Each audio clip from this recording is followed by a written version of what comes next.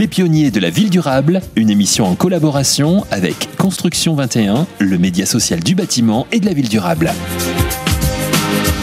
Bonjour à tous et merci d'être avec nous sur Bâti Radio pour ce tout nouveau numéro de Pionniers de la ville durable. J'ai le plaisir de recevoir Elisabeth Trofimov. Bonjour Elisabeth. Bonjour.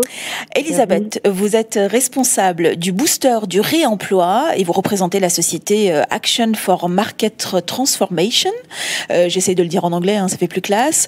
Alors justement, est-ce que vous pouvez nous présenter votre société avant de parler de ce fameux booster du réemploi ? Oui, bien sûr. Donc, A4MT, Action for Market Transformation, c'est une société de conseil qui conçoit et qui met en œuvre des programmes collectifs de transformation de marché pour la transition environnementale. Très concrètement, ces programmes agissent sur la demande et créent un désir de changement de comportement auprès des personnes qui rejoignent le programme afin d'impulser de nouvelles bonnes pratiques à la fois individuelles mais surtout collectives.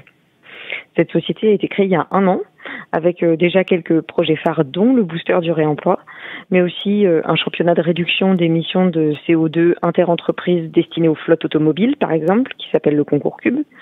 Mais on a aussi une enquête sur les transferts de comportements en faveur de l'environnement entre le lieu d'habitation et le lieu de travail, qui s'appelle le projet SocioCube. L'ADN commun de ces projets, c'est vraiment le test and learn, donc se mettre en marche pour essayer de nouvelles pratiques, et l'action collective. Et pour compléter un peu cette information, nous sommes une dizaine de personnes actuellement. D'accord. Et ces projets sont sur le territoire national, mais se développent petit à petit à l'international. Très bien. Alors, vous avez créé, comme vous le disiez il y a quelques instants, le booster du réemploi. Alors d'abord, quel est son but ? Et c'est surtout pour répondre à quel genre d'enjeu ?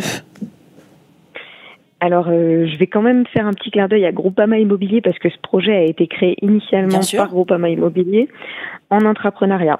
Et puis, ce projet a été accéléré au sein de Techstars. Oui.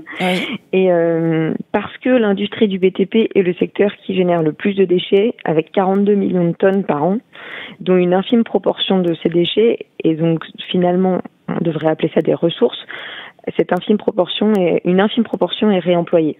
Et l'objectif de ce booster du réemploi, c'est de changer les choses sur le réemploi et d'accélérer la demande de matériaux de réemploi. Je m'explique. Les diagnostics ressources et les déconstructions sélectives se multiplient. C'est-à-dire que nous ne démolissons plus comme avant. Nous déposons soigneusement pour identifier et mettre sur le marché des matériaux qui pourraient avoir une seconde vie. Et pourtant, aujourd'hui, ils n'en ont pas, ou très peu. Et du coup, on se dit que notre enjeu, c'est de créer ce booster pour accélérer, massifier la demande de matériaux de réemploi. Je dis bien la demande parce que l'offre aujourd'hui se structure, alors que la demande est encore très timide. Et donc, afin que ces matériaux trouvent une seconde vie, il faut que les maîtres d'ouvrage et aussi les coéquipiers prennent conscience du rôle qu'ils ont à jouer. C'est un rôle primordial. Et dans le booster, on va créer une action collective pour jouer ce rôle tous ensemble. Prescrire du réemploi, tester, apprendre de nos erreurs et se lancer dans de nouvelles pratiques. Très bien. Alors, si vous aviez justement un conseil à donner à une entreprise de l'immobilier ou de la construction qui souhaite justement réduire son impact carbone et développer le réemploi, quel conseil vous donneriez justement à ce type de personnes et par quoi ils doivent ou ils peuvent commencer ? Rejoindre le booster du réemploi, par exemple. Oui, mais bien sûr, voilà la bonne nouvelle, tout à fait. Bien sûr, c'est une bonne réponse. C'était facile. Ou rejoindre le Hub des prescripteurs bas carbone aussi, qui est un projet porté par l'IFPEB, c'est l'Institut français pour la performance du bâtiment qui est lié à la société A4MT. L'idée, c'est que aujourd'hui, on sait assez peu faire, construire bas carbone et puis développer le réemploi, et que faire partie d'une communauté qui réfléchit, qui agit et qui veut partager des retours d'expérience pour avancer ensemble, c'est le meilleur moyen pour avancer plus vite. Parce que ce qu'on constate, et c'est pourquoi le booster est une action collective, c'est que si chacun fait à sa manière, sans trop savoir comment faire, c'est pas comme ça qu'on fera avancer la profession. Donc il y a vraiment une démarche de partager nos retours d'expérience et que sur le développement durable, on peut plus faire en concurrence. Il faut qu'on fasse ensemble. Et toutes les informations et le mode d'emploi, en gros, est valable et disponible sur Booster du réemploi. On est d'accord ? Oui, vous pouvez même aller maintenant sur looping.imo, qui est notre plateforme digitale. Donc si je peux développer un peu comment marche le booster, bien sûr, je vous en prie. C'est une action, c'est la plus grande initiative collective jamais lancée sur le réemploi. Son but, c'est vraiment de massifier la demande et ce projet repose sur 3 piliers. Donc l'action collective dont j'ai parlé précédemment, c'est pour accompagner les maîtres d'ouvrage dans un rythme régulier où tout le monde partage ses retours d'expérience, où on présente régulièrement, donc une fois par mois, les acteurs du réemploi. Cela permet de rendre visible un écosystème qui est encore mal connu. Ça permet de partager des retours d'expérience et d'avoir moins peur, de se rendre compte que tout le monde s'y met et qu'on peut s'y mettre en s'entraidant.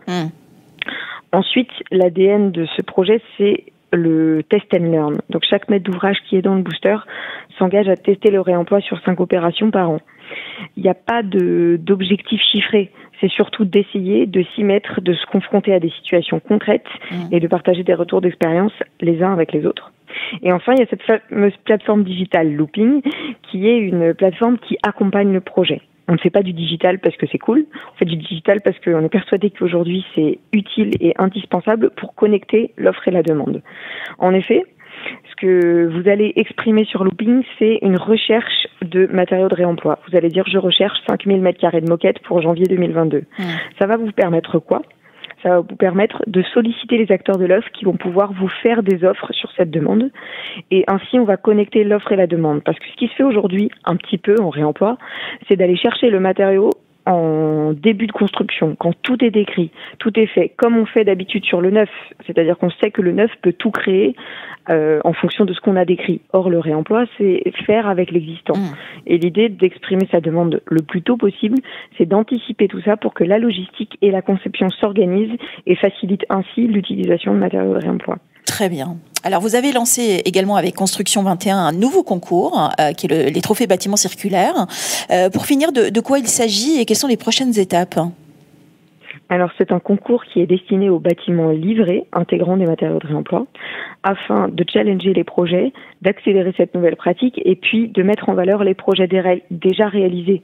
Ça va permettre à tout le monde de se rendre compte que le réemploi, ça ne veut pas forcément dire de mauvaise qualité ou des mauvais projets, mais surtout de beaux projets, de beaux challenges et des projets qui sont réussis. Donc, de plus en plus, ce concours va nous challenger les uns les autres pour accélérer cette pratique et puis mettre en lumière les meilleurs projets, les projets qui intègrent le plus de matériaux de réemploi. Je vous invite d'ailleurs à rejoindre du coup ce concours pour tous ceux qui ont déjà des projets intégrant des matériaux de réemploi.